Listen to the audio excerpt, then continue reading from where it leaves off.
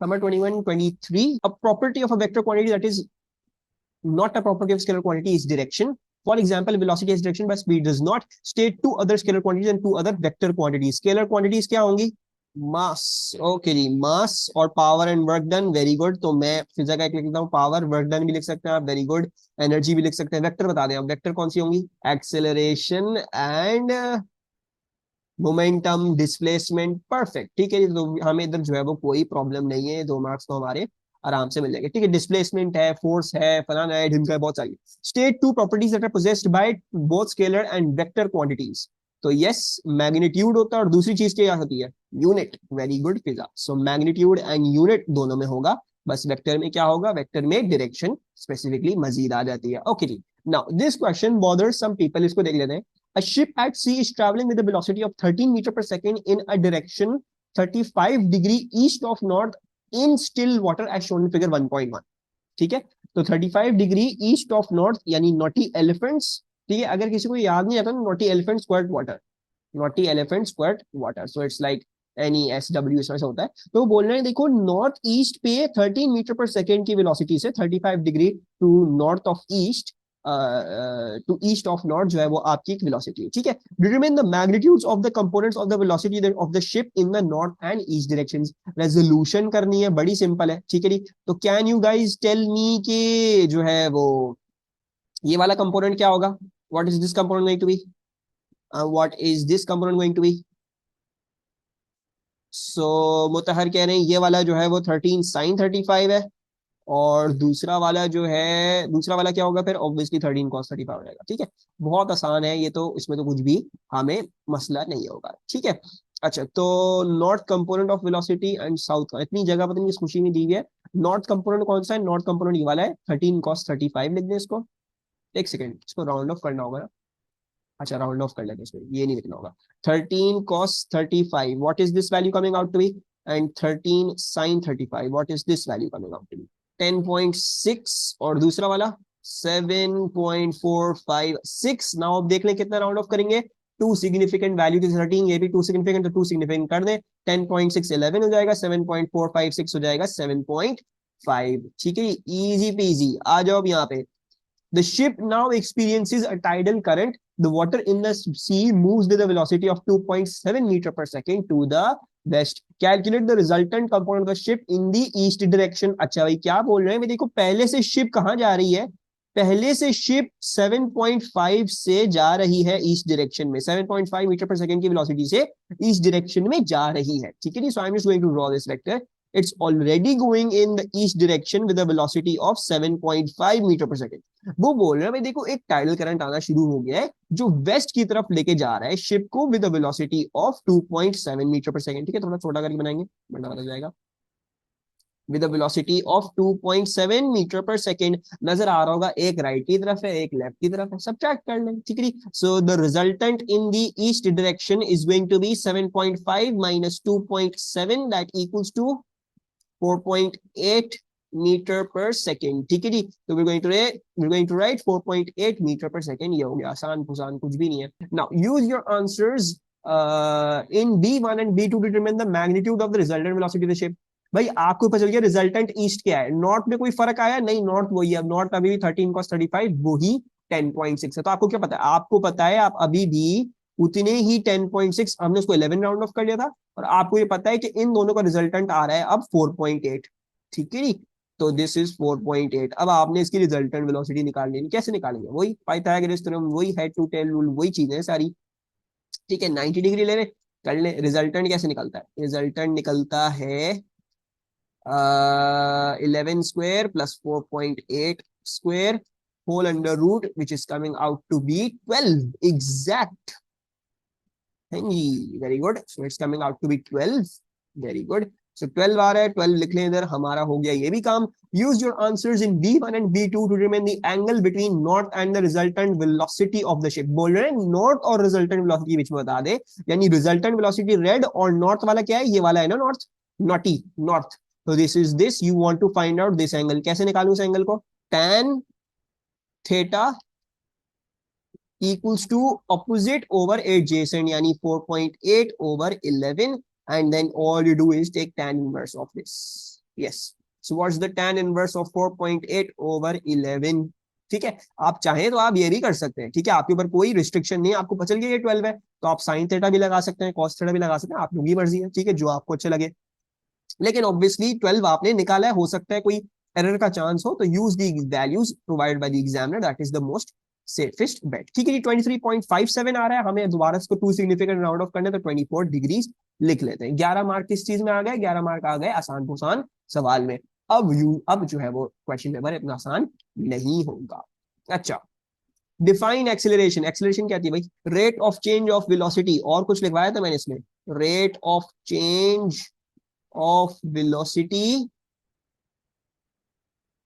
in a specific, yes, in a specific linear direction। ठीक है जी, ये स्पेसिफिक लीनियर डायरेक्शन आप किसी भी वेक्टर के लिए लिख के आएंगे। A stone falls vertically from the top of a cliff. Figure 2.1 shows the variation with time t of the velocity v of the stone। मेरा सबसे पहले सवाल इसमें आप लोगों से, क्या इसमें एयर रेजिस्टेंस है या नहीं? वेलोसिटी टाइम ग्राफ दिया हुआ है, क्लिफ से फेंक दिया रॉक को, क्या एयर रेजिस्टेंस एक्ट कर रही है स्टोन पे या नहीं एक्ट कर रही है? लुकिंग एट द ग्राफ, जिसने मुझे बताया इट इज एक्टिंग, और वो कैसे पता चल रहा है कैसे एक्ट कर रही है? How do we know it is acting? Velocity constant हो गई, तो फिजा ने कहा भाई देखिए वेलोसिटी कांस्टेंट हो गई, टर्मिनल वेलोसिटी पे आप नीचे हो गए, इसका मतलब एयर रेजिस्टेंस होगी। या फिर आप ये भी देख सकते भाई देखो ग्रेडियंट चेंज कर रहा है, अगर आपकी एयर रेजिस्टेंस जीरो होती है, ड्रैग फोर्स जीरो होती है, तो क्या होता है?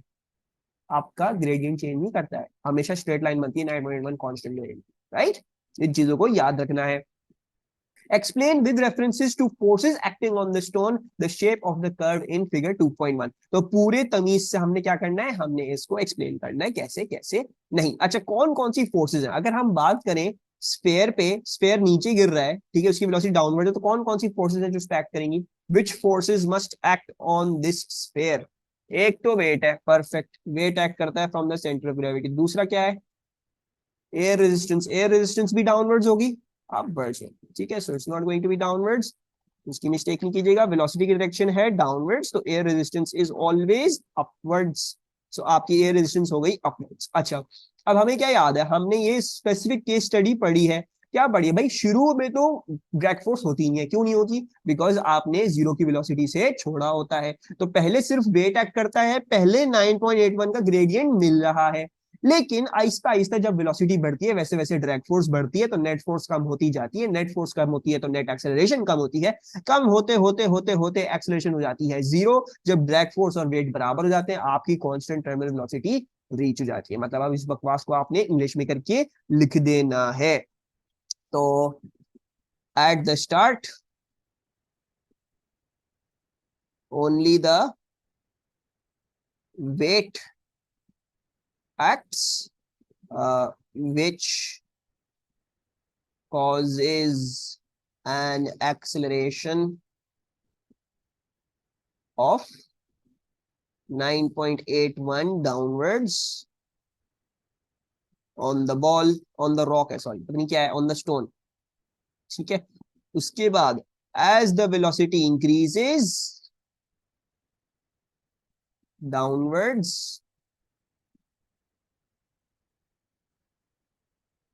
the drag force increases upwards,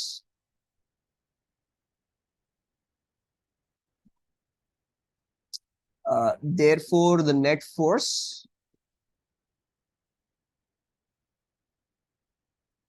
and hence net acceleration decrease, right?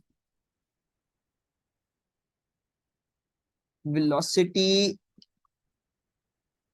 sorry capital से गलत है, velocity increases until drag force equals to weight, और उसकी वजह से क्या होता है? therefore the net force and net acceleration, नहीं क्या था ये पूरा लिखा ही नहीं है, पता नहीं क्या लिख कर रहा था मैं, एक second as the velocity increases downward drag force increases therefore the net acceleration and hence net acceleration, क्या ये लिखा क्या है मैंने, है मुझे खुद नहीं पता चल रहा, ये हटाओ पहले तो यहाँ से, गलत हो गया, मैंने बीच में डिक्रीजेस लिखना था वो नहीं लिखा हाँ वो डिक्रीज लिखना था। As the velocity increases downwards, the drag force increases, therefore the net force and hence net acceleration decreases. ठीक है, decreases, ठीक है जी।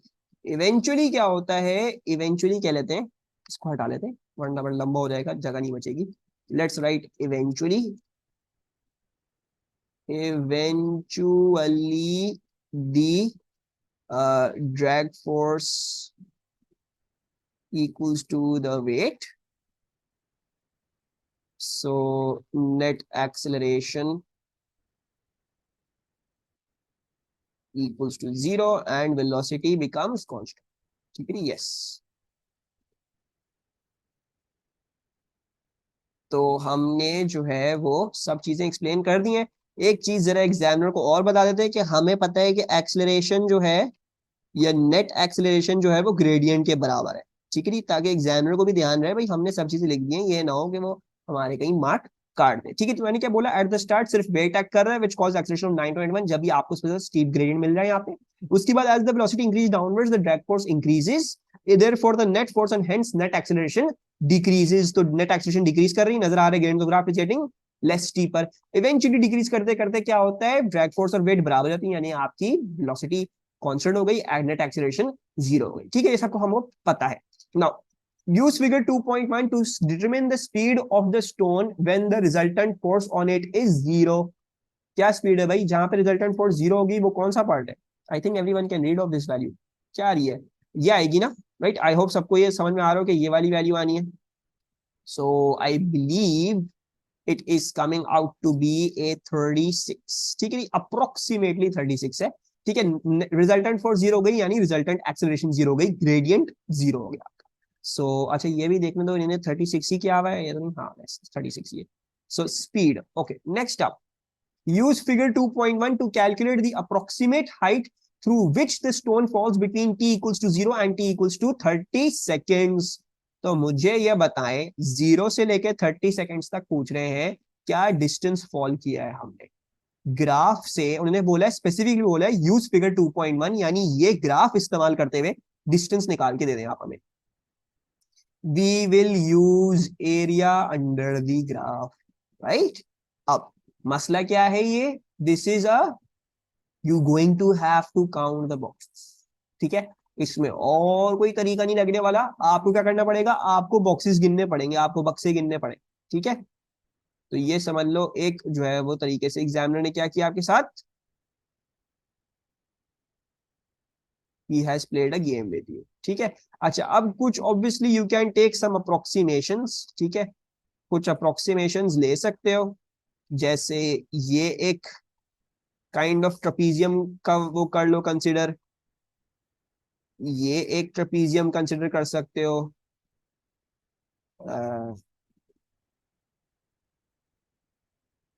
ठीक है, may be you can now, नहीं बहुत ज्यादा हो जाएगा कंसिडर करने के लिए, इतने बॉक्सेस कौन गिरेगा बैठ के, ठीक है, and may be you can,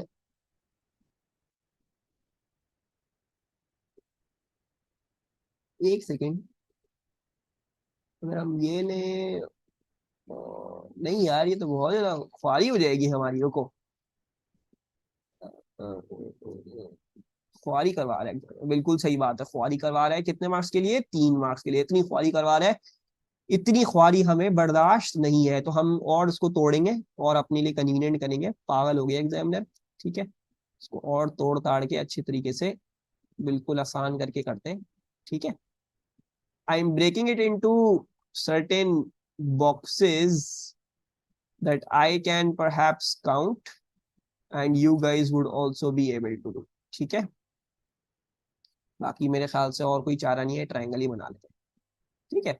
अच्छा नाउ इसको निकाल लें, ठीक है, ये क्या होगा, ये हो जाएगा हाफ इंटू ए प्लस बी इंटू हाइट हुए, वो है ट्रपीजियम है, सो हाफ इंटू ए क्या है, ए आ गया, एक पैरेलल साइड है 30 की, दूसरी पैरेलल साइड है कितने की, ये कितना है, तकरीबन तकरीबन 2 आ रहा है, ठीक है, तो यानी 30 में से 2 सब्ट्रैक्ट कर ले 28 है, ठीक है, दूसरी वाली साइड, और हाइट कितनी है? 1 2 3 4, अच्छा सॉरी 10 है, माय बैड, उधर से क्यों गिन रहा हूँ, इंटू 10, ठीक है, ये एक आ गया।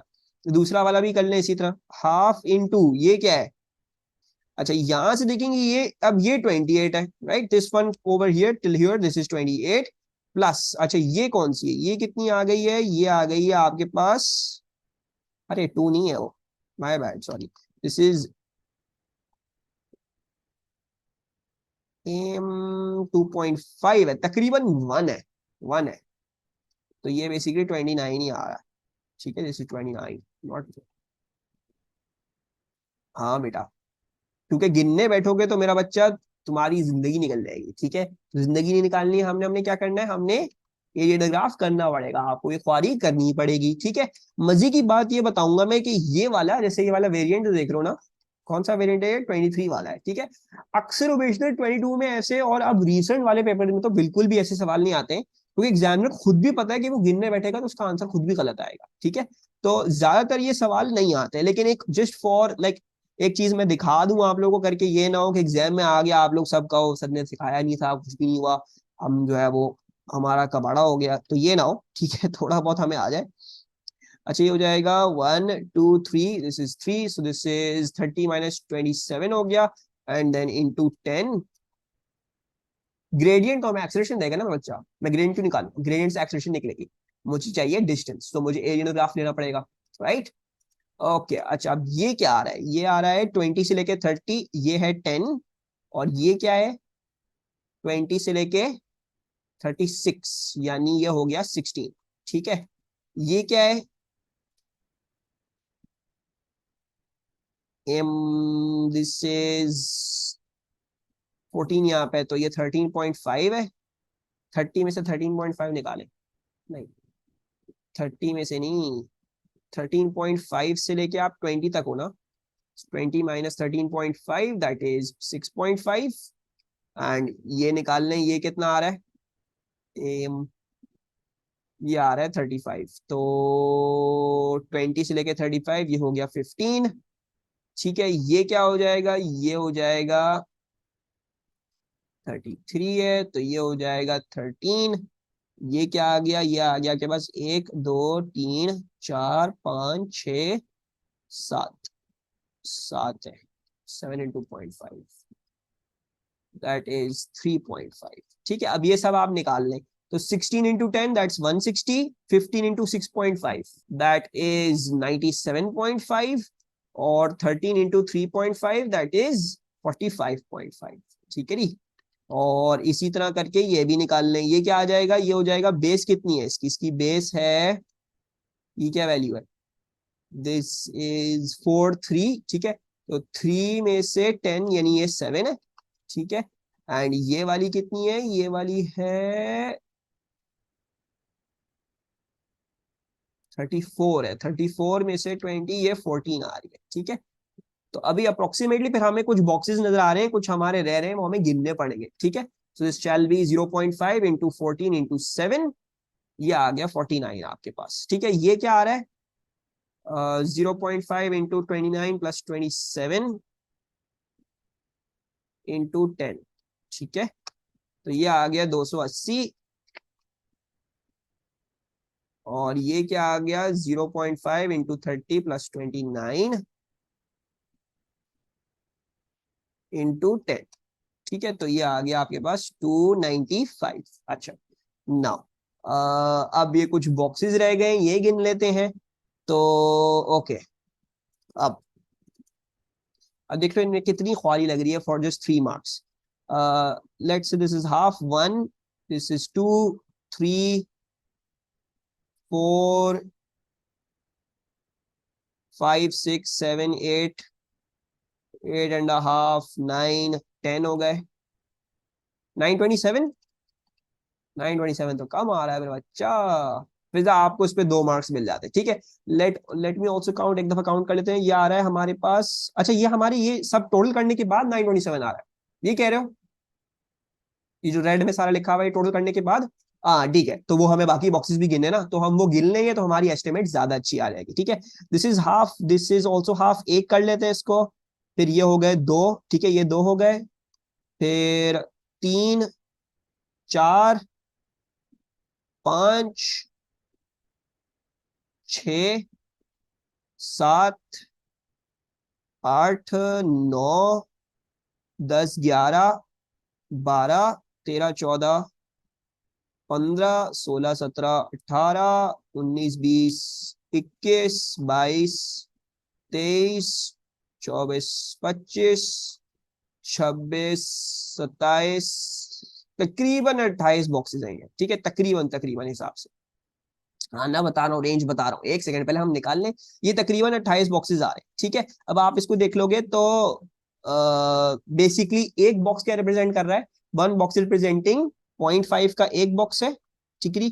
और यहाँ पे एक का एक बॉक्स है, तो एक बॉक्स रिप्रेजेंट कर रहा है 0.5 मीटर स्क्वायर, ठीक है। अगर आपने 28 बॉक्सेस गिने हैं इधर, तो बेसिकली 28 into 0.5 यानी एक रिप्रेजेंट आपको क्या कर रहा है, it's representing you 14 boxes, 14 metre square अगर, ठीक है। फिर 1 2 3 4 5 6 7 8 9 10 और तकरीबन 11, तो ये हो जाएंगे 11 into 0.5, वही ना, मैं ये तो बोलता हूँ। ये वाले थोड़े मेहनत वाले, इसको तकरीबन कर लेते हैं 6 कर लेते हैं, ठीक है। और 1 2 3 4 5 6 7 8 यानी 8 into 0.5 दैट इज 4, ठीक है जी। अब ऐड कर लेते, क्या क्या आ गया, फिजा ने निकाला था 927, तो 927 plus 14 plus 6 plus 4 which is, अब ये देख लो, इतनी मेहनत करने के बाद आंसर आया है एग्जैक्ट जो हमारा एमएस में दिया हुआ है, 950 दिया हुआ है, हमारा 951 आया है, ठीक है जी। सो ये सब कुछ आपने दिखाया है कि भाई area under the curve, area under curve हमारे पास आ रहा है 951 मीटर्स, और हमारे पास वैल्यूज कितनी है, टू सिग्निफिकेंट है, तो आप इसको लिख देंगे 950 मीटर, ठीक है। ये आया है इतनी मेहनत करने के बाद, ठीक है। अब दुआ तो यही करनी है ऐसे वाहियात सवाल ना आए, और ये होता भी यही है कि बड़ा मुश्किल से ही आता है ये सवाल, ठीक है, does not come up usually. ये करवाने का मकसद क्या था आप लोगों को, कि आप लोगों को अप्रोक्सीमेशन आ जाए किस तरह से करना है। जैसे ट्रेपीजियम अप्रोक्सीमेट कर लिया तो देखो, अगर आप ऐसी गिनने बैठ जाते ना सारे बॉक्सेस, तो आप चले जाओ यहाँ से, खत्म हो जाता सब, ठीक है। तो बॉक्सेस सारे नहीं गिनने बैठ के अप्रोक्सीमेशन लेनी है जल्दी जल्दी, and you have to count those ones that you can't approximate, ठीक है, उसको जल्दी से काउंट कर लो।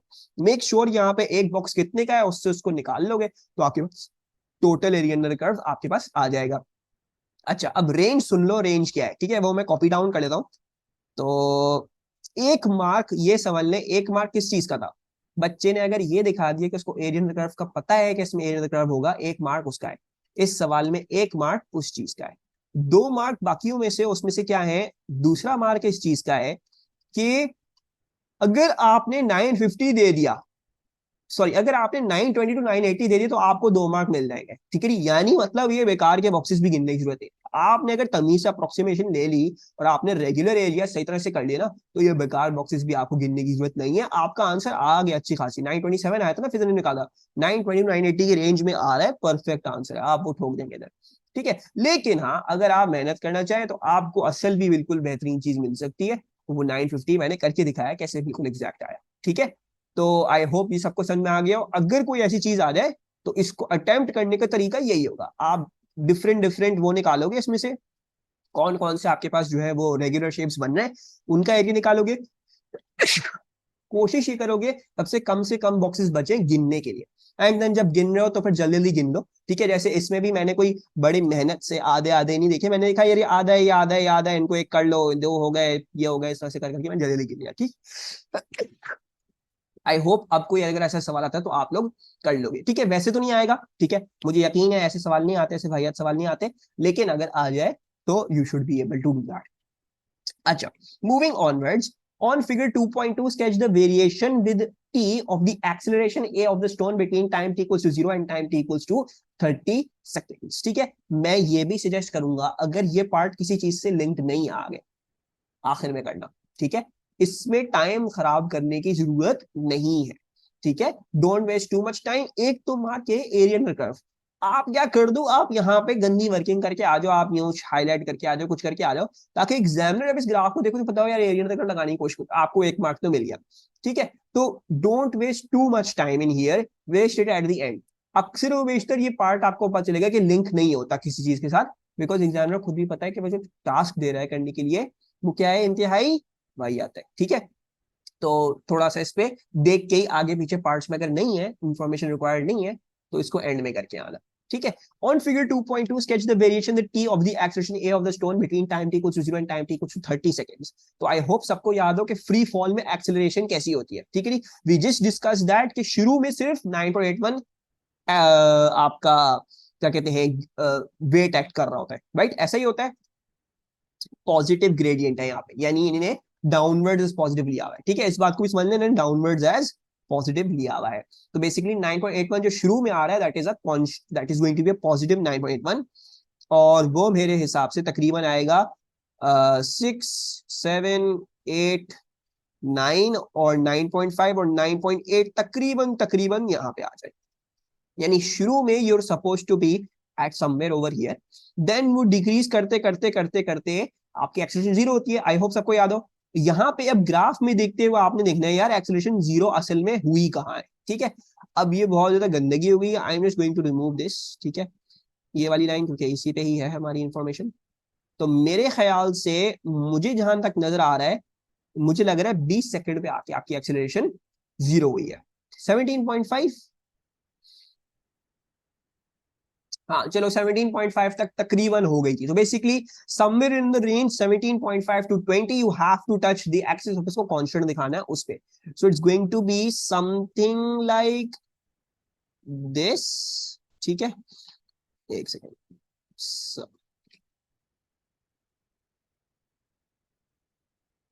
ठीक है, and let's just draw something like बहुत पहले हो गया, सही है। So this is our graph for this. किसी को कोई प्रॉब्लम, कोई चीज जो इसमें समझ में नहीं आ रही है, ठीक है। स्पेसिफिकली एग्जामिनर ने बोला हुआ है 20 सेकंड्स के बाद ही दिखाएं, ठीक है, विच इज ओवर हियर 20 आपके पास इधर है। सो कोशिश भी हम यही करते हैं कि हम 20 के बाद ही दिखा देते हैं। सो let's just remove this, let's say 20 के बाद पक्का तो हमें ये यकीन है, ठीक है। और this is going to be something like this, ठीक है।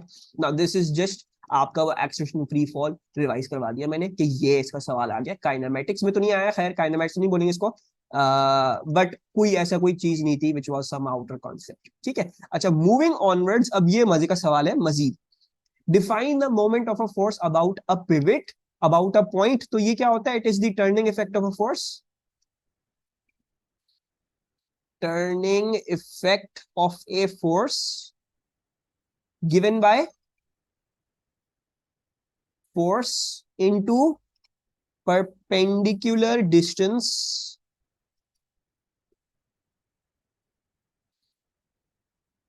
of the line of action of the force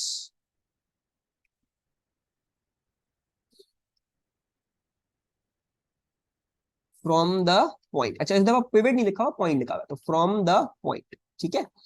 तो ये आ गया आपके पास आपकी मोमेंट की डेफिनेशन, ठीक है। अच्छा now figure 3.1 show the type of balance that is used for measuring mass, ठीक है। तो क्या है ये?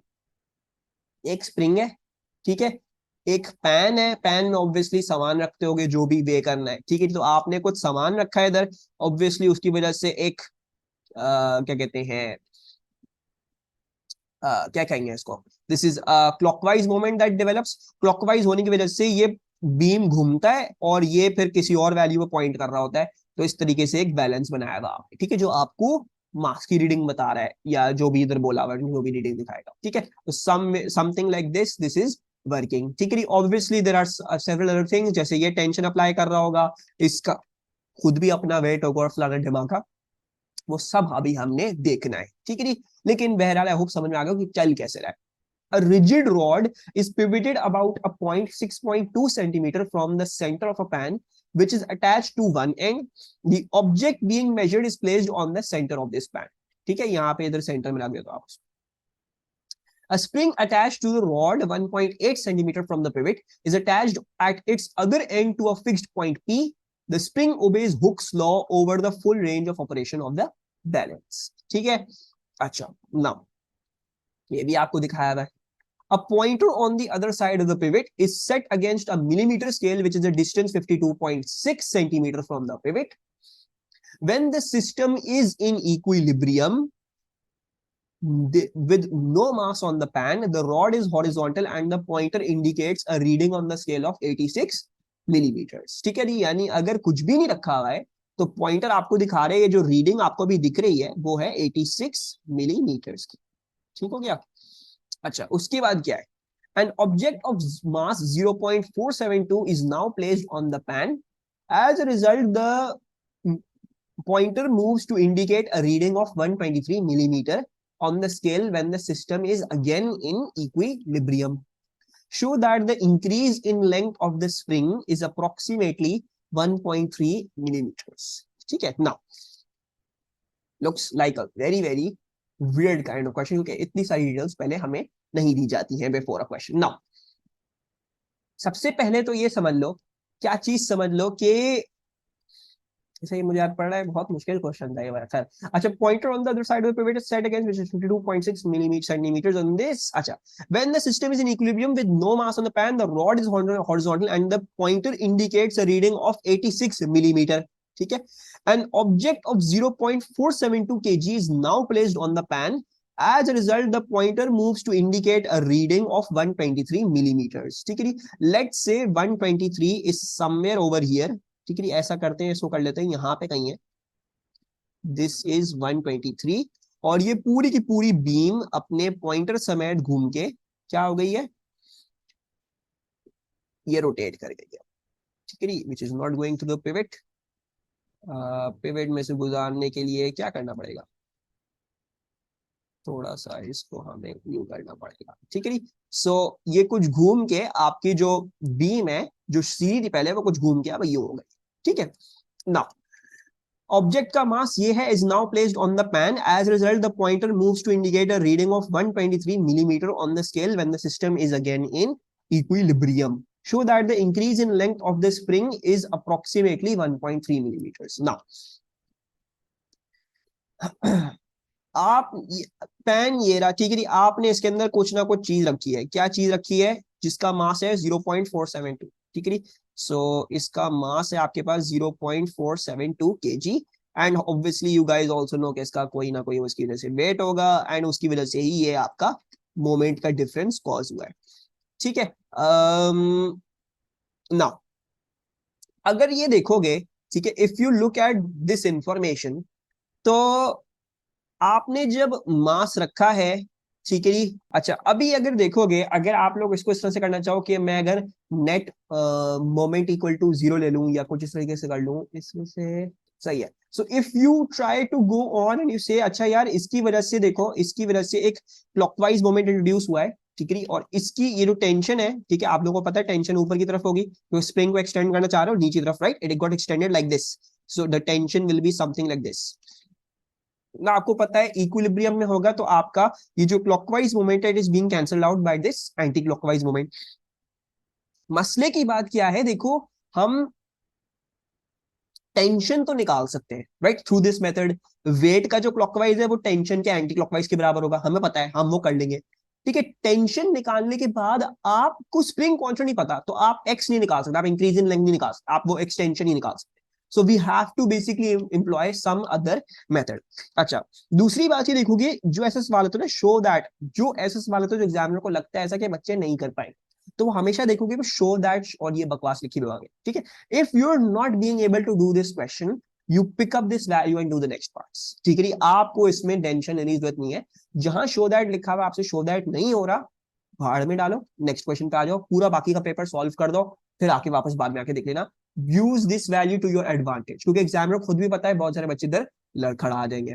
ठीक है, तो I hope you understanding, clockwise weight equals to the anticlockwise tension, वो बात सही है, लेकिन टेंशन पता करने के बाद स्प्रिंग कांस्टेंट नहीं पता, जिसकी मदद से आप एक्स निकाल सकते हो, तो हमें फिर कोई और मेथड लगाना पड़ेगा।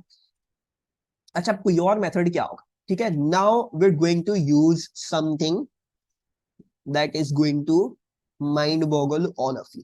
ठीक है, अच्छा, 123 यहां पे दिखा रहा है, 86 यहां पे था। ठीक है, लेट्स वर्क आउट ये लेंथ क्या है, what's this length, which is a 37 millimetres. ठीक है, यहां पे आई है 37 मिलीमीटर्स की डिविएशन। अच्छा, नाउ बेसिकली अगर मैं क्या कहते हैं, if I work out this length, ठीक है, अगर मैं ये लेंथ निकाल लूं, ये वाली, ठीक है, तो मैं ये निकाल सकता हूँ कितनी एक्सटेंशन आएगा। All I need is this length, मुझे ये लेंथ चाहिए, ठीक है। अब मजीद और थोड़ी गहराइयों में घुसते हैं इस बात, ठीक है। We just need to get into a bit more details. Proportional, you can do this with similar triangles वाली टेक्निक, ठीक है। सिमिलर ट्राइंगल्स क्या बोलते हैं? सिमिलर ट्राइंगल्स बोलते हैं कि, अच्छा पहले ये थोड़ा और समझ लो इसको, ठीक है। इससे पहले कि मैं सिमिलर ट्राइंगल्स दिखाऊं या कुछ भी करूं, थोड़ा और इसको समझना पड़ेगा। देखो 52.6 क्या था? पिवट से लेके यहां तक का डिस्टेंस, जहां तक पॉइंटर पॉइंट कर रहा है, ठीक है। नाउ अब can I say that this distance is still 52.6? ठीक है, मैं कह रहा हूं अभी भी 52.6 ही है। क्यों कह रहा हूं? क्योंकि देखो ये चीज थी ना, घूम गई है, बस यही चीज थी, घूम गई है, तो ये डिस्टेंस तो चेंज नहीं करेगा ना, वही रहेगा ना 52.6। अगर घूमा है सिर्फ तो 52.6 रहेगा। यानी ये जो 52.6 सीधा कह रहे थे, ये वही 52.6 है जो टेढ़ा भी करके आया आपके पास, ठीक है। It is the same 52.6। दूसरी बात, इधर भी सेम मैं ये कह सकता हूं, अगर ये 1.8 था जब सीधा था, तो आप इसको यूं टेढ़ा कर दिए तो 1.8 ही रहेगा ना, वो लेंथ तो चेंज नहीं करी। सो आई एम ऑल्सो सेइंग कि यार देखो, यहां से लेके यहां तक जो आप बोल रहे हो वो भी 1.8 सेंटीमीटर ही है, ठीक है। इट इज 1.8, ठीक है। Now you can use similar triangles वाली टेक्निक, ठीक है, वो भी कर सकते हो अगर करना चाहो तो। बेसिकली वो कैसे निकालते थे? एक तो टेक्निक ये है, मैं कुछ मल्टीपल टेक्निक सिखाऊंगा आपको, ठीक है। तो थोड़ा सा तहम्मुल से पहले मुझे समझाओ, ये पहले मुझे बताओ, ग्रीन वाली चीजें समझ में आ गई हैं? Are you getting the green वाली चीजें जो टिल्ट करने के बाद वो ग्रीन वाली लेंथ्स वही रहेंगी? Yes, okay. Now there is two approaches. Number one approach क्या है? यू ऑल नो कि जब ट्राइंगल्स ऐसे होते हैं, when there something like this, ठीक है, you know that they're always similar. आपको पता है ये हमेशा सिमिलर होते, ठीक है। Now what you can do is you can just use ratios. भाई आपको पता है 52.6, अगर ये स्लांटेड वाली 52.6 का रेशियो 1.8 वाली लेंथ के साथ जो होगा, वही रेशियो होगा 37 और इस वाली परपेंडिकुलर का, राइट। सो यू कैन से कि भाई देखो, जो 1.8 सेंटीमीटर वाली का रेशियो है 52.6 के साथ, 1.8 सेंटीमीटर का रेशियो जो है जो 52.6 के साथ है, वही रेशियो होगा इस एक्स लेंथ का with this 37 millimetre. So I am saying कि वही रेशियो आएगा आपका विद दिस एक्स ओवर 37, ठीक है। अब आप सॉल्व कर दो, एक्स आपके पास आ जाएगा 1.266, yes, so 1.27 millimeters, which is approximately 1.3 millimeters. एक तरीका ये हो गया करने का, फ्यूजिंग डायरेक्ट सिमिलर ट्राइंगल्स, ठीक है। दूसरा तरीका क्या है? दूसरा तरीका ये है कि यू ऑल्सो नो कि ऐसे ट्राइंगल्स में ये वाला जो थीटा होता है, यहां पे जो आ रहा है ये थीटा, वो थीटा यहां पे भी आ रहा होता है। दोज आर द इक्वल थीटास, ठीक है, वो थीटास बराबर आ रहे होते हैं। तो you can also use, why are we taking, देखो मुझे 1.3 मिलीमीटर बोला है, दिखाओ, मैंने वही दिखा दिया, 1.3 मिलीमीटर ही दिखा दिया, ठीक है। शो था ना, वरना इधर देखोगे तो you see that you have gotten, इधर देखो 1.8 सेंटीमीटर, दो सिग्निफिकेंट वैल्यू, ठीक है। बाकी तीन सिग्निफिकेंट थी, लेकिन ये जो है वो दो सिग्निफिकेंट, 86 मिलीमीटर भी वाली भी दो सिग्निफिकेंट, तो इसलिए, ठीक है। And you can also do this, theta आपको नजर आ रहा है ये राइट एंगल ट्राइंगल है, right. So you can say theta equals to opposite over hypotenuse, यानी साइन थीटा से थीटा निकाल लो, फिर वही थीटा यहां डाल के और दोबारा से साइन थीटा लगा दोगे इधर, तो वो एक्स आ जाएगा, ठीक है। लेकिन दैट्स एन ऑल्टरनेटिव अप्रोच, मैं वो नहीं करके दिखा रहा हूं क्योंकि मुझे लग रहा है वो काफी लेंदी हो जाएगी। लेकिन you can also do that कि sine theta will equal to 37 over 52.6, ठीक है। रेशियो सेम कर लेना, सेंटीमीटर है मिलीमीटर है, कन्वर्ट कर लेना उसको, ठीक है। वो निकाल लेना थीटा की वैल्यू, वही थीटा की वैल्यू यहाँ पे आएगी। अब ये हाइपोटेन्यूज है और ये परपेंडिकुलर है, तो वही sine theta will equal to x over 1.8 and you can work it out like this, ठीक है। लेकिन as you guys can see that this is a hard part, ठीक है। सो जो मुश्किल मुश्किल पार्ट्स होते हैं एग्जाम के लिए क्या कहता है? Show. So you are going to show if you cannot show, so don't waste time on this, ठीक है। वो वैल्यू आपको इसलिए देता है कि आप अगले वाले पार्ट्स कर लो। So let's move on to the next parts. Calculate the magnitude of the moment about the pivot of the weight of the object. तो वेट का मैग्नेट मोमेंट क्या होगा, निकाल लेते हैं मोमेंट ऑफ वेट। वेट की value क्या है 0.472 इंटू 9.1, और इसका डिस्टेंस क्या है पिवट से, पिवट से इसका डिस्टेंस है 6.2 था, right. So we going to plug in 6.2 centimetres, so 6.2 into 10 to power -2, क्या आ रहा है answer 0.287, and that is we're going to round this off to two significant as well, तो 0.29 हो जाएगा, इसको 0.29 लिख लें। उसके बाद use your answer in B2 to determine the increase in tension due to this, तो हमें पता है clockwise moment equals to the anticlockwise moment, मतलब यानी टेंशन ने भी इतना ही इक्विलिब्रियम में लाने के लिए वापस इतना ही मोमेंट लगाया होगा इक्विलिब्रियम लाने के लिए। So 0.29 will equals to tension into उसका मोमेंट आर्म। तो टेंशन का मोमेंट आर्म क्या है, टेंशन का मोमेंट आर्म देखोगे 1.8 है, right. So going to plug in 1.8 into 10 to power -2, divide कर दो उसको, उससे टेंशन की वैल्यू आ जाएगी। टेंशन की वैल्यू क्या आ रही है, दैट शुड बी 16.11, ठीक है। वंस अगेन टू सिग्निफिकेंट, हम इसको लिख लेते हैं 16 न्यूटन। और अब बोल रहे हैं use the information D1 and your answer in D3 to remain the spring constant k of the spring. Spring constant का फॉर्मूला क्या होता है, yes, so it shall be F over x, right. F equals to k x divide कर दो तो F over x आ जाएगा। F क्या है, ये रही टेंशन, x क्या है, x आपने निकाला था, ये इंक्रीज क्या है, इंक्रीज क्या था आपका 1.3 मिलीमीटर का आपके पास इंक्रीज आया है, सो 1.3 इंटू 10 टू पावर -3, ठीक है। So what is this value coming out to be, and मुझे स्प्रिंग कांस्टेंट के यूनिट भी बताइएगा, यूनिट क्या लिखूंगा, 12307, एंड ये देख लो न्यूटन मीटर, तो this shall be newton per metre, yes, so this shall be Newton per meter, and this will become 1.2, too significant, into 10 to the power 1 2 3 4, ठीक है जी। कोई बच्चा अगर इसको इस तरह लिखना चाहे वो भी सही है, ठीक है, आप लोगों की मर्जी, आप लोगों को जैसे लिखना है बस, लेकिन टू सिग्निफिकेंट लिख के आइएगा, ठीक है। So this is the answer to this question, समझ में आया ये सवाल। And always use show questions to your advantage, ठीक है जी। नहीं हो रहा टेंशन ना लो, एग्जामिनर ने जब भी डाला है क्योंकि उसको पता आधे से ज्यादा बच्चों से होने ही नहीं वाला, तो उसने जब भी कहा शो, ठीक है जी। जब वो बोल दे शो तो आप अब से नहीं हो रहा ना, आपको नहीं समझ आ रहा, वैल्यू उठाओ, बाकी सारे पार्ट्स कर लो, छोड़ दो, ठीक है, बाद में आके देख लेना। Okay, I think will only have enough time to do this one, ठीक है, इसको कर लेते हैं। State the quark composition of a proton, proton की क्वार्क कंपोजिशन क्या थी, यूयूडी। न्यूट्रॉन की क्या होती है, न्यूट्रॉन की होती है यूडीडी, ठीक है जी। एक यूयूडी होता है, एक होता है यूडीडी, यस। उसके बाद क्या, अल्फा पार्टिकल की बता दें, अल्फा पार्टिकल की क्या होगी। सबसे पहले तो ये बताओ अल्फा पार्टिकल में कितने प्रोटॉन कितने न्यूट्रॉन होता है, अल्फा पार्टिकल में कितने प्रोटॉन कितने neutron, not mass number and proton number, कितने प्रोटॉन कितने न्यूट्रॉन। सो याद रखना अल्फा पार्टिकल इज 4 2, सो इसमें क्या है, इसमें दो प्रोटॉन तो है, न्यूट्रॉन निकालने के लिए मास नंबर नहीं होता, न्यूट्रॉन 4 - 2 करेंगे तो neutron number, this is the mass number, protons plus neutrons, तो इसमें से प्रोटॉन नंबर जब निकालोगे तो आपके पास दो ही neutron, so there is 2 protons and 2 neutrons in a helium nucleus, that is the alpha particle, ठीक है। अब आप कर ले, दो प्रोटॉन में क्या क्या आ गया, दो प्रोटॉन में दो यूयूडी हो गया, तो दिस शैल बी 2 यूयूडी, प्लस दो न्यूट्रॉन में क्या आ गया 2 यूडीडी, 2 यूडीडी, ठीक है, खोल ले, 2 U plus 2 U plus 2D plus 2 U plus 2D plus 2D, कितने आ गए, 2 U plus 2 U plus 2 U 6 U plus 6D, so this will have 6 up quarks and 6 down quarks, right? So this is the quark composition of an alpha particle, ठीक है। चाहो तो मैं इसको थोड़ा सा तमीज से लिख दूं, ठीक है, क्योंकि मुझे नहीं लग रहा है एग्जामिनर कहेगा ये क्या लिखा है वो कहेगा 6U प्लस 6D क्या होता है, so where is going to write it थोड़ा सा और तमीज से करके, so let's just say के 6 up quarks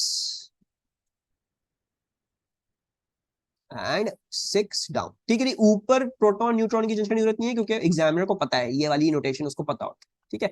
उसके बाद in the alpha particle scattering experiment, alpha particles were directed at a thin gold foil, state what may be inferred from, यानी वो कंक्लूजन बताइएगा, the observation that most alpha particles pass through the foil, तो most of them pass through the foil, nucleus is mostly empty space, nucleus is mostly empty space, it is empty, क्या empty है, nucleus है या कुछ और है, atom है, ठीक है, न्यूक्लियस नहीं है, atom is mostly empty space, nucleus तो डेंस है, न्यूक्लियस तो सबसे डेंस पार्ट है एटम का, तो atom is mostly empty space.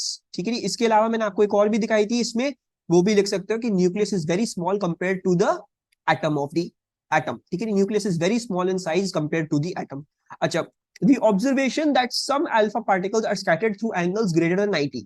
अब इसमें दो लिखनी है, तो यानी आप जो सेकेंड वाला पॉइंट था, जो डिफ्लेक्शन वाले जो थे हल्के फुल्के, और जो ग्रेटर देन 90 है, दोनों को मिला के इसमें लिख देंगे दो बार में। ठीक है, तो दो दो क्या थी वो दो, डू यू गाइस रिमेंबर? जो डिफ्लेक्शन जो होती थी, डिफ्लेक्शन क्यों होती थी? किसी को याद है what was the inference when you had a deflection हल्की फुल्की?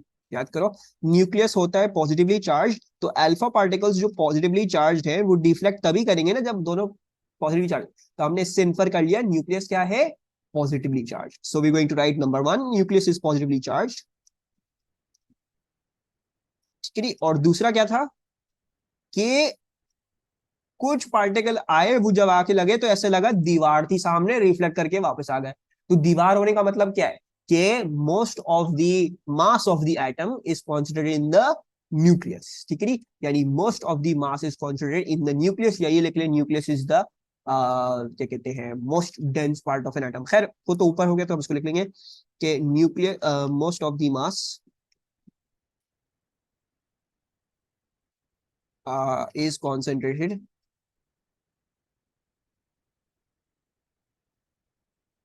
in the nucleus। ठीक हो गया, so this is that। अच्छा, now a proton and an alpha particle are moving in the same uniform electric field, determine the ratio। ठीक है, you can not do these questions, ये आपके course से हट चुका है, डरिएगा मत। क्यों? जब आपको नजर आए यूनिफॉर्म इलेक्ट्रिक फील्ड या इलेक्ट्रिक फील्ड वाले जो भी सवाल, या आपने A2 में भी पढ़ा है, AS में नहीं था, तो ये वाले सवाल आप लोग नहीं कर सकते हो। ठीक है, क्योंकि आप लोगों को सारी चीज सिखाई ही नहीं है। तो यूनिफॉर्म इलेक्ट्रिक फील्ड और इलेक्ट्रिक फील्ड सारा A2 में है, तो इस जो भी अब पासवर्ड कर रहे हो तो इलेक्ट्रिक फील्ड वगैरह आ जाए तो इस पर टेंशन नहीं ना, वो आप लोग कर ही नहीं सकते। ठीक है, so don't worry about that. Actually भाई, state this principle of superposition. So coherent light source resultant displacement is sum of individual displacements. वो तो सही बोला है, resultant displacement is sum of individual displacements, लेकिन coherent light source is not the condition for this. इसकी condition क्या थी, कौन बताएगा? एक बहुत ही जेनेरिक सी चीज है, सुपरपोजिशन कब होगी? दो वेव सुपरपोज कब करेंगी? अगर एक वेव ऊपर से जा रही है, दूसरी वेव नीचे से जा रही है, सुपरपोज करेंगी कि नहीं करेंगी? नहीं करेंगी। So the condition was they have to be meeting at a point. ठीक है, एक पॉइंट पे मिलना चाहिए। Yes, so when two or more waves of the same nature meet at a point,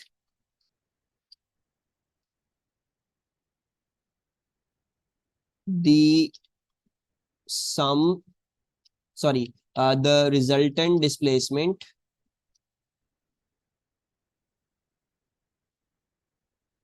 is the sum of the individual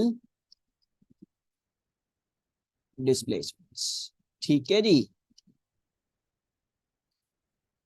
अच्छा, उसके बाद क्या है? Two waves with intensity I and 4I superpose, the waves have the same frequency, determine in terms of I the maximum possible intensity of the resulting wave. अब ये मत करके आइएगा I + 4I करके 5I करके आ गए, इंटेंसिटी के बारे में नहीं है सुपरपोजिशन का प्रिंसिपल, एम्पलीट्यूड के बारे में है, डिस्प्लेसमेंट के बारे में है, right? So we'll have to obviously take this into displacement वाली चीज। ठीक है, अच्छा, लेट्स से I वाली जो इंटेंसिटी है, ठीक है, the intensity I that has an amplitude of A। ठीक है, और 4I वाली का हम एम्पलीट्यूड बोल लेते हैं, दैट इज सम A2। ठीक है जी, that some A2।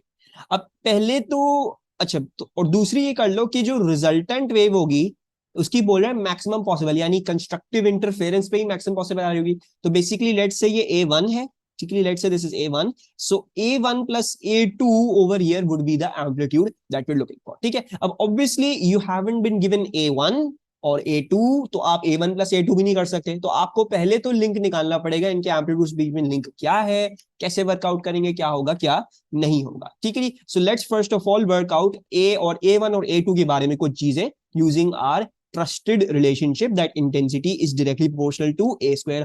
So we know that I1 over A1 square will equals to I2 over A2 square, right. I1 क्या है, I1 I है, A1 क्या है, A1 इज योर A1, ठीक है। I2 क्या है, दैट इज 4I, और A2 क्या है, A2 स्क्वायर हो गया, ठीक है। I उड़ा दें आप लोग, and you can see that ये हो जाएगा A2 square will equals to 4A1 square, right. Under root कर दें दोनों साइड्स पे, तो क्या आ रहा है हमारे पास, we are getting that A2 is equals to 2A1, यानी twice of A1 is A2, ठीक है।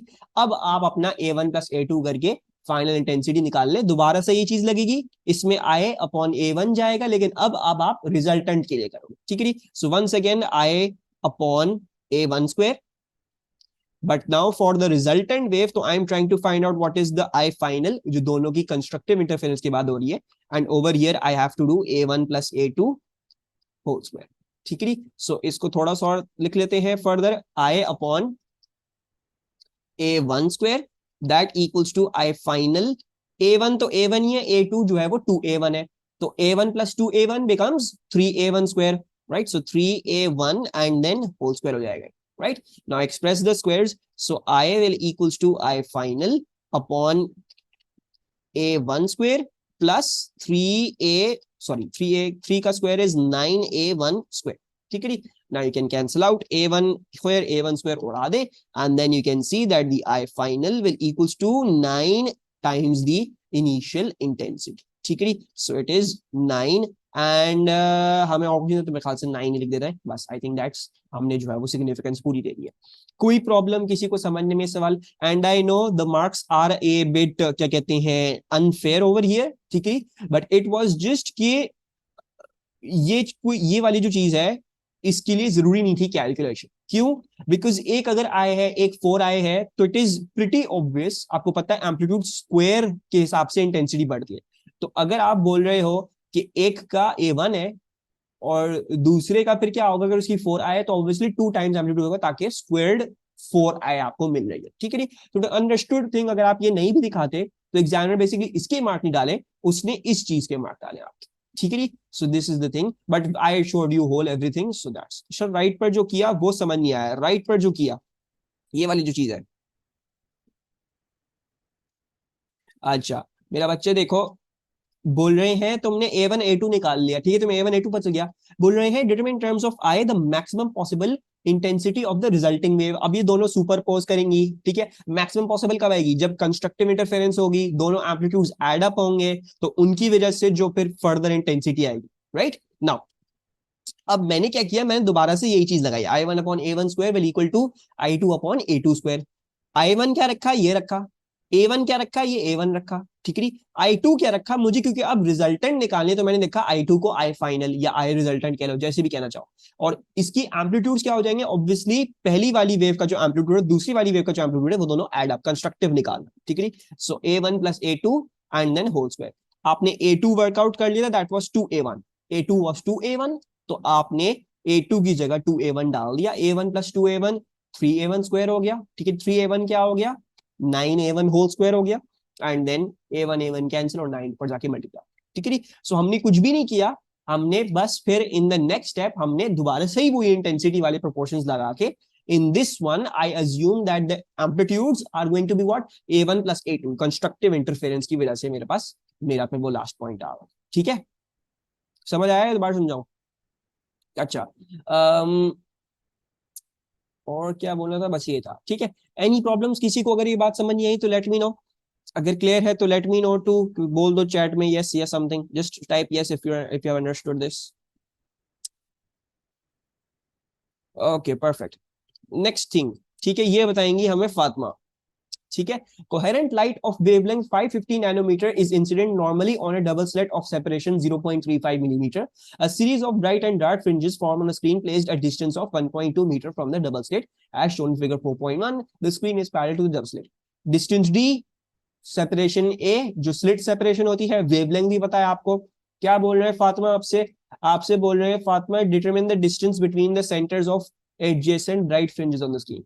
तो ब्राइट फ्रिंजेस के बीच में डिस्टेंस निकालने हैं, क्या आ रहा है, what formula do we use over here, if I want to work out कि इस ब्राइट फ्रिंज और जो नेक्स्ट ब्राइट फ्रिंज है उनके बीच में डिस्टेंस क्या है, तो वो क्या होगा, that is x, right? So how do you work out x? x का फॉर्मूला क्या था in double slit? x equals to pi D over a, नहीं पाई तो नहीं है, लैम्डा है, ठीक है, x equals to lambda D over a, ठीक है जी। रिमेंबर द फॉर्मूलाज, x निकालना है आपने, बस आपने चीजें सब्स्टिट्यूट कर देनी है, ठीक है जी। सो x क्या हो गया, lambda, lambda is 550 nanometers, so make sure you convert 550 into 10 to the power minus 9.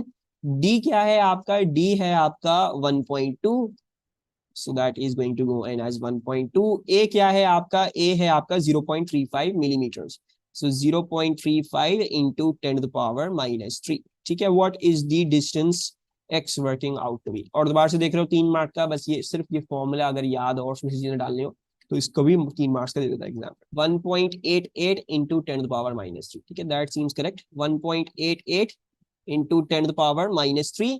अब देख ले, two significant two significant two significant two significant round off कर दे, so this will become 1.9 into 10 to the power minus 3, ठीक है। The light of wavelength 550 nanometre, पहले कोई मुझे ये बता सकता है 550 नैनोमीटर कौन सी विजिबल लाइट में कौन सी चीज थी?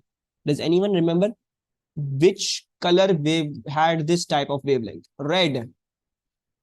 The light of wavelength 550 nanometer is replaced with red light of single frequency. यानी ये red नहीं हो सकती। Green, yes, this is green, ठीक है। तो 780 nanometer is red, 450 nanometer is blue, बीच में 550 nanometer आ रहा है, वो green की है, ठीक है। State and explain the change if any in the distance between the centers of adjacent bright fringes. तो आपको पता चल रहा है ग्रीन से आपने क्या कर दिया, आपने रेड लाइट में शिफ्ट कर दिया, that is about 780 nanometers, right. Now you know that the wavelength has increased, तो how about we see that in the formula? x का देखना है ना, बस हमें x को देखना है। So x equals to lambda d over a. If d and a are constants, so I can say that x is directly proportional to lambda. Now we can see that if you have increased your lambda, the distance between the fringes will also increase. So the distance will increase as when d and a are kept constant. x is directly proportional to lambda, ठीक है। I hope this was easy. इसमें तो हाँ कुछ भी मुश्किल चीज नहीं थी सिवाय शायद इस वाले पार्ट के, ठीक है, सिवाय में भी यही था, बाकी तो सब प्रिटी एलिमेंट्री, प्रिटी आसान आसान चीजें थी इसमें, ठीक है। Last question, and this is going to be revision of your internal resistance वाले सवाल। पहले तो मुझे बताएं electromotive force of a source क्या होती है? What is the electromotive force of a source? अच्छा, और एक और चीज, जब तक आप इलेक्ट्रोमोटिव फोर्स लिख लें तो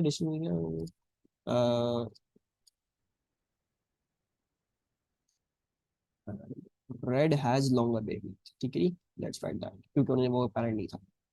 लॉन्गर वेवलेंथ, ये भी लिखना होगा।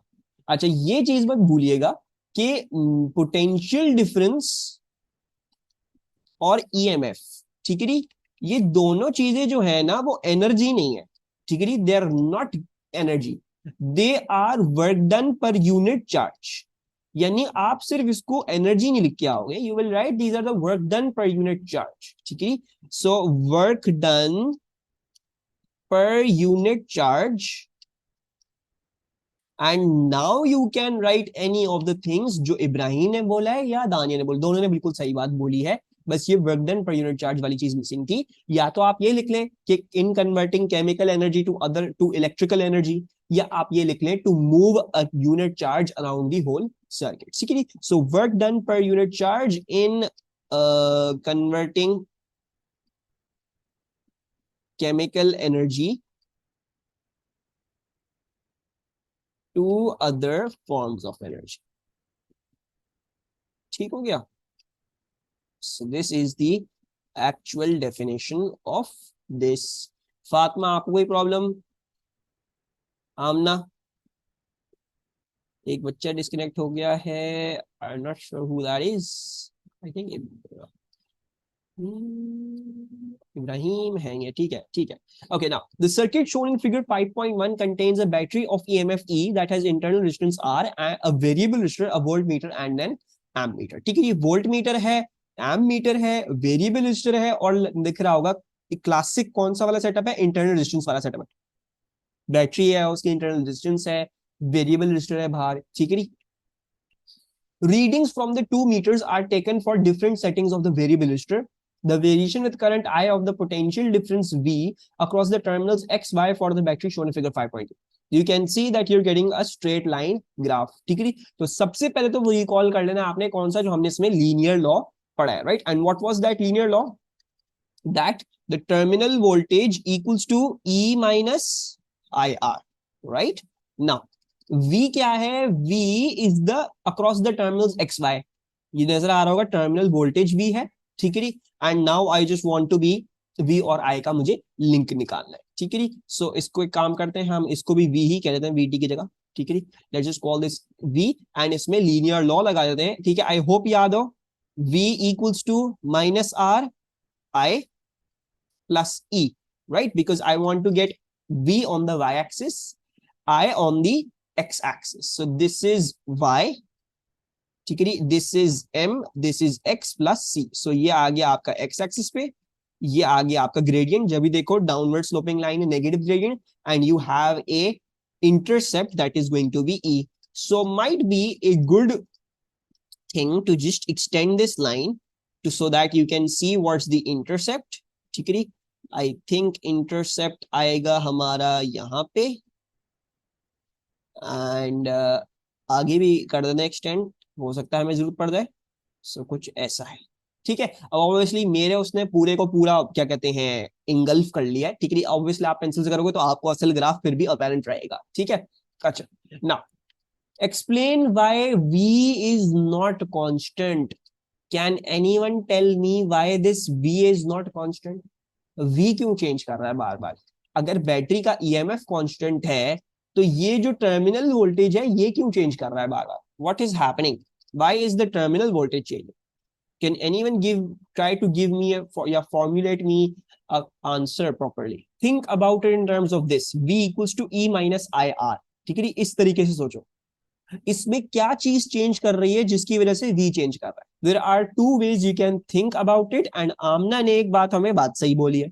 आमना ने बोला भाई रेजिस्टेंस चेंज कर रही है ना, आपका वेरिएबल रजिस्टर का रेजिस्टेंस चेंज कर रही है, सॉरी वेरिएबल का रेजिस्टेंस चेंज कर रहा है जो भी, पता नहीं क्या बोलेंगे उसको, खैर the resistance over here is changing, right? Now उसकी वजह से आमना कहती है कि यहाँ पे जो सर्किट में जो करंट है वो भी चेंज करेगा, राइट?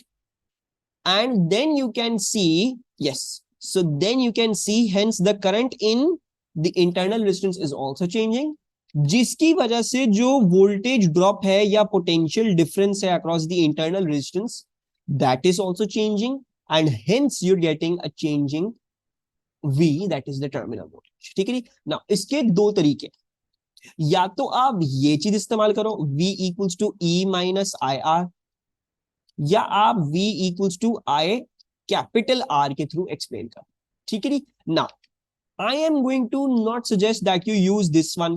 क्यों? अगर आप ग्राफ को देखते हो उसमें कैपिटल R कहीं नहीं है, ठीक है। We don't know capital R यहाँ कहीं भी नहीं, ठीक है। सो वैसे तो आप लोगों को पता होगा भी रेजिस्टेंस चेंज कर रहा है तो अभी तो करंट चेंज कर रहा है, वी ऑल नो दैट, ठीक है। But it is not apparent from the graph. दूसरी बात ये बोलना कि V चेंज कर रहा है क्योंकि रेजिस्टेंस, क्योंकि अगर आप रेजिस्टेंस चेंज कर रहे हैं यहाँ पे, अगर आप रेजिस्टेंस बढ़ा तो आपको पता है करंट डिक्रीज करेगा, तो यहां से फिर भी एक पॉसिबिलिटी निकल सकती है कि कांस्टेंट वोल्टेज आ सकता है, right? So I am not going to use this one, ठीक है। I am not going to use this one V equals to IR वाला, बिकॉज ये ऑल्दो करेक्ट है, this is going to be correct, it's still not probably going to be make me able to give a very complete and a very in all of its own self proper answer, ठीक है। I think better क्या होगा कि हमें दिख रहा है यार, देखो ग्राफ में करंट चेंज कर रहा है ना, when you're changing the current, that is when you're getting different values of your voltage V. So basically the current is changing, right? This thing is changing, जिसकी वजह से क्या हो रहा है, जिसकी वजह से ये जो पोटेंशियल डिफरेंस है या जो वोल्टेज ड्रॉप है across the internal resistance R, that is changing, and therefore your terminal voltage as a whole is also changing, ठीक है। so let's write down this in words. तो ये क्या होगा, the current changes as the resistance changes,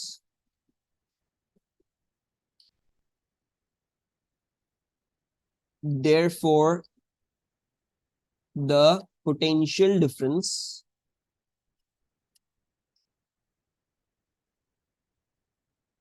across the internal resistance also changes.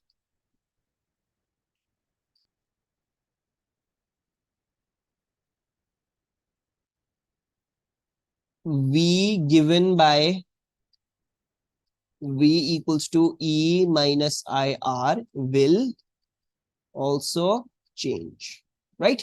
Any problems किसी को with this thing, and why am I not using V equals to IR to explain this? Because अगर आप इसमें बोलते हो ना resistance increase करे तो आप बोलोगे करंट डिक्रीज कर रहा है, तो इसमें एक पॉसिबिलिटी ये निकल सकती है कि वोल्टेज कांस्टेंट रह सकता है, ठीक है? There is a possibility where, and we all obviously know कि वो नहीं है, that's not the case, the voltage not remaining constant. So इससे एक कॉन्क्रीट एक्सप्लेनेशन देना मुश्किल हो जाएगा, इससे काफी आसानी से आप बिल्कुल एग्जैक्ट चीज बता सकते हैं, एग्जाम का टेंशन लेने की आपको कोई जरूरत नहीं है, राइट? और मैंने हमेशा से बोला है, जब भी लिंक बताना चाह रहे हो, जैसे इन दोनों क्वांटिटीज के बीच में लिंक बताना है, तो ऐसा फॉर्मूला चूज करो जिसमें बाकी सारी चीजें क्या हो जाए, कांस्टेंट हो जाए, right? So then you will be able to give a direct link between them कि ये होगा या ये होगा या नहीं होगा, राइट? कोई प्रॉब्लम किसी को भी? Is anyone having trouble with this question और इसकी जो एक्सप्लेनेशन वगैरह जो मैंने लिखी है? किसी को कोई प्रॉब्लम है तो लेट मी नो। क्या पूछा है? For the battery in B use figure 5.2 to determine the E, तो वी नो आपको लीनियर लॉ लगाना था, and E is the Y intercept. So यहाँ पे देख लें वाई इंटरसेप्ट क्या आ रहा है। So I believe it's coming out to be a 7, 7.2 and 7.4. So the EMF is working out to be a 7.4. ये लिख लेते हैं, the maximum current that the battery can supply. तो maximum current क्या है जो बैटरी सप्लाई कर सकती है? जब वोल्टेज 0 हो रहा है तो जो करंट आपको मैक्सिमम मिल सकता है, that is this one over here, ठीक है, which is coming out to be this thing. ये क्या आ रहा है? This is coming out to be 0.82, 0.84, 0.86, 0.88, 0.9, 0.92. This is 0.92 amperes. Yes बोता है, how did you make this graph? अच्छा, लेट मी जस्ट एक्सप्लेन कि मैंने ये ग्राफ कैसे बनाया। 0.92 एम्पीयर्स, ठीक है। I did not make this graph होता है, ठीक है, मैंने ये ग्राफ नहीं बनाया। इसको सिलेक्ट कर लेते, I don't want to use this. ये बना हुआ था पहले से, ठीक है। मैंने इस पे क्या किया, मैंने बस इसको एक्सटेंड किया है, ठीक है, मैंने इसको बस एक्सटेंड किया। आप स्केल रख के क्या कर लोगे, लाइन अप करके एक लाइन लंबी खींच लोगे, ठीक है। That's all I have done nothing else. ये ब्लैक लाइन मुझे पहले से दी हुई थी, मैंने इसको एक्सटेंड कर लिया बोथ साइड्स। सो ये आ गया। आई होप करंट का भी क्लियर हो, बिकॉज नेगेटिव में तुम देखोगे ना, you are not going to see in the negative values of V what the current is. बस यहीं तक है, ग्राफ जो डिफाइंड है वो यहां से लेके यहां तक है। आपको नजर आ रहा है कि भाई मैक्सिमम करंट हमारे पास ये आ सकता है जो हमारा टर्मिनल वोल्टेज 0 होगा, ठीक है। द इंटरनल रेजिस्टेंस आर, तो इंटरनल रेजिस्टेंस आर आप लोगों ने कहा कि भाई ग्रेडियंट से निकल सकता है, तो अब कोई भी दो कन्वीनियंट पॉइंट अपने चूज कर ले। मैं ये वाले चूज कर रहा हूं। ये क्या है, दिस इज 0,7.4, और वो क्या है, वो है 0.92,0, राइट। सो y2 माइनस y1 यानी 0 minus 7.4 upon x2 minus x1 यानी 0.92 minus 0, and that equals to the gradient which is minus r, ठीक है। so this is working out to be, what's this working out to be, r क्या आ रहा है, minus minus cancel कर देना, अगर यहाँ पे माइनस में आएगा आंसर ऑब्वियसली जो आएगा वो कैंसिल आउट हो जाएगा। so it is going to work out to be in 8.04 ohms, ठीक है। 8.04 ohms आ रहा है। once again 2 significant लिखेंगे हम, क्योंकि हमने ये वाली वैल्यूज 2 significant इस्तेमाल करी है, तो we're going to write just as 8.0 ohms, ठीक है। last question for this paper.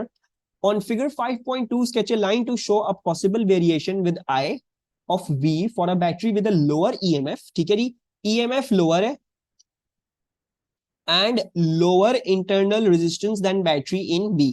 Your line should extend over at least the same range of currents as the original line, ठीक है जी। अगर lower EMF होगा तो इससे क्या फर्क पड़ेगा इस ग्राफ में? What's going to happen if you have a lower EMF, ठीक है। Might be useful that you look at this linear law वाली चीज।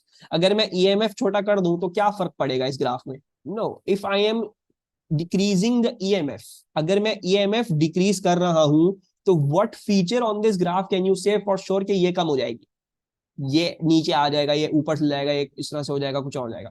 The Y intercept, we can definitely say कि भाई वाई इंटरसेप्ट कुछ छोटा हो जाएगा। लेट्स से वाई इंटरसेप्ट छोटा होके क्या हो गया, यहाँ कहीं आ गया, ठीक है। लेट्स जस्ट फॉर एग्जांपल अभी फिलहाल के लिए कहते हैं यहाँ कहीं आ गया, ठीक है। फिर क्या बोलते हैं, they telling us that there is a lower internal resistance as well. Internal resistance क्या था, ग्रेडियंट था, तो लोअर इंटरनल रेजिस्टेंस का मतलब क्या हो गया, लेसर ग्रेडियंट हो गया, right. yes, so you are now going to draw a line that is not going to be as steep, ठीक है। स्टीपनेस हमेशा याद रहे, स्टीपनेस होता है जितना ज्यादा, कितना ज्यादा राइज है ओवर द सेम रन, ठीक है। You don't have to show more rise over run, मतलब आप इसको अगर आपने यूं दिखा दिया ज्यादा स्टीप हो गया, आपको अनस्टीप दिखाना है, कम स्टीप दिखाना है, तो you show it something like this, ठीक है। So let's just say the graph is going to be something like this and this is my answer to D. So we're just going to mark this. This is my answer to D. ठीक है, I hope समझ में आ गया। मैंने graph को less steep कर दिया और मैंने क्या किया है, मैंने वाई इंटरसेप्ट को नीचे कर दिया, मुझे पूरा का पूरा ग्राफ पता चल गया कि उसमें क्या फर्क मेरा आ रहा है, right. If they did nothing to the internal distance, अगर ईएमएफ सिर्फ कम होता, इंटरनल डिस्टेंस सेम रहती, तो फिर क्या होता, आपके पास ये दोनों पैरेलल बनते ग्राफ से एक दूसरे के, राइट, बिकॉज ग्रेडियंट आपको सेम रखना है।